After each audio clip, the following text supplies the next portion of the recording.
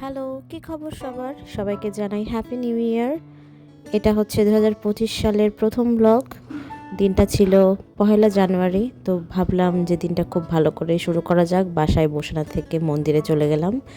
তো মন্দির হচ্ছে এমন একটা জায়গা যেখানে আমি একমাত্র একা গেলেই শান্তি পাই বেশি। তো ওই জন্য মন্দিরে চলে গেলাম। আর অন্যান্য ঘোরাঘুরি করার সময় আমার একা একা ঘুরতে খুব একটা ভালো লাগে না। তো শাহবাগে যেহেতু ফুলের দোকানগুলো দেখে মাথাই নষ্ট, এত ফুল এসেছে। সেখান থেকে নেমে একটু ঘোরাঘুরি করেই চলে গেলাম রমনা মন্দিরে।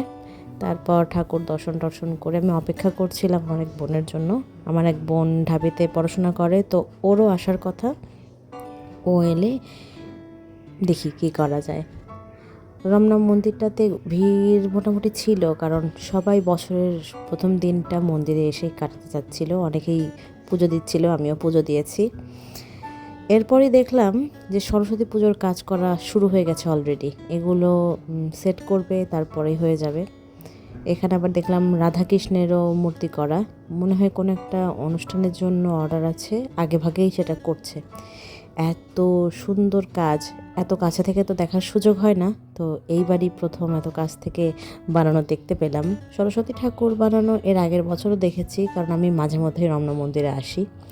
আর এনারা হচ্ছেন কারিগর, সবাই সবার কাজে ব্যস্ত। এখানে সবগুলো মূর্তি হচ্ছে সরস্বতী মূর্তি। সবগুলো একই রকম দেখতে হলেও পরবর্তীতে যখন রং ডিজাইন আলাদা হবে তখন সেগুলো একদম আলাদা আলাদা হয়ে যাবে। এবার শুনছি ঢাবিতেও সরস্বতীর পুজো হবে, তো সেগুলোরই হয়তো বা অর্ডার। এই দেখো কতগুলো সরস্বতী মূর্তি। এর চেয়ে অনেক পিচি পিচি মূর্তিও হয়, সেগুলো এখনও বানানো শুরু হয়নি।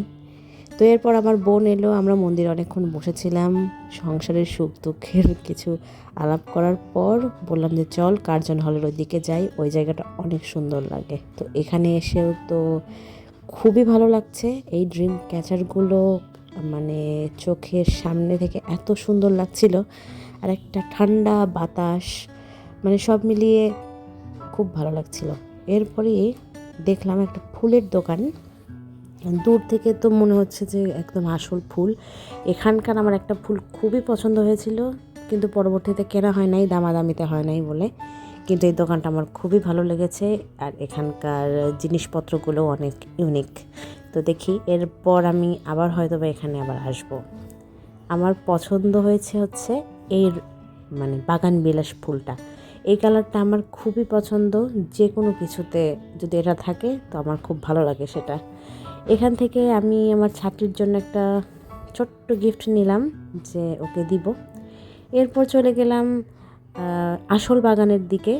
এই গোলাপগুলো দারুণ ছিল, আশা করি আমার ভিডিওতেও সেই রকমই সুন্দর লাগছে।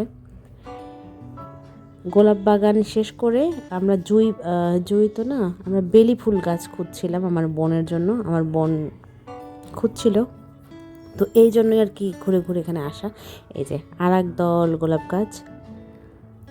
মানে প্রথম দিনটা খুব সুন্দরই কাটলো। সারাটা দিন আমরা মোটামুটি আশেপাশে ঘুরেছি, বাগান দেখেছি, ফুল দেখেছি, কিছু টুকটাক গিফট কিনেছি। আশা করি এই বছরটা আরও অনেক ভালো কাটবে, অনেক সুখবর, অনেক অ্যাচিভমেন্ট নিয়ে কাটবে। তো এই ছিল আজকের ব্লগ। আশা করি ব্লগটা অনেক ছোট, তারপরও সবার ভালো লাগবে। ভালো লাগলে লাইক কমেন্ট শেয়ার সাবস্ক্রাইবও করো, আর কেমন ধরনের ব্লগ দেখতে চাও সেটাও জানিও। সবার এই বছরটা খুব ভালো কাটুক। আজকের মতো টাটা।